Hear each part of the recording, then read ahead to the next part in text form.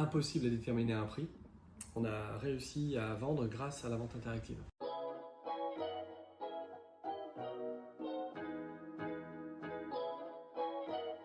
Je m'appelle Emmanuel, je suis le broker de l'agence Remax Aquila et je suis agent immobilier depuis 1996.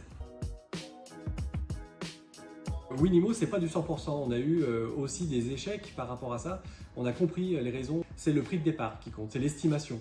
Si l'estimation du bien est trop élevée, la mise à prix sera du coup elle aussi trop élevée et on peut avoir même 0 inscrit sur une vente interactive. L'idée à ça, c'est de faire comprendre déjà au vendeur que son prix de départ est trop élevé et d'arriver à signer des avenants en vente traditionnelle à un prix inférieur. Donc même dans ce cas-là, dans un cas d'échec, l'outil peut nous servir. Au niveau des acquéreurs, non, c'est bien perçu pour l'acquéreur parce qu'il a, lui, l'impression peut-être de faire une affaire. Il assimile ça peut-être à une vente judiciaire ou autre. En tous les cas, il fait son offre. Donc, à mon sens, c'est plutôt très bien perçu de la part des acquéreurs.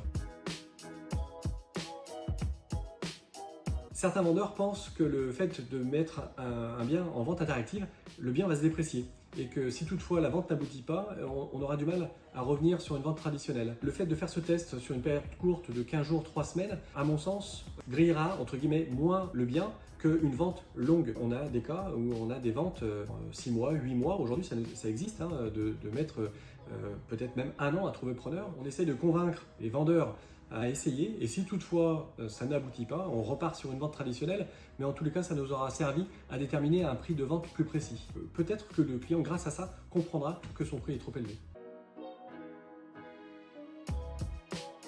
Un bien usé et un bien, une maison donc dans un secteur populaire, 300 mètres habitables, 2000 mètres carrés de terrain, tout pourri, impossible à déterminer un prix. On a réussi à vendre grâce à la vente interactive. On a fait une maquette de présentation qu'on peut remettre au client quand il veut en savoir plus. On a intégré ça à notre plan marketing avec une slide. La formation initiale est relativement simple, elle se passe en visio, en webinaire.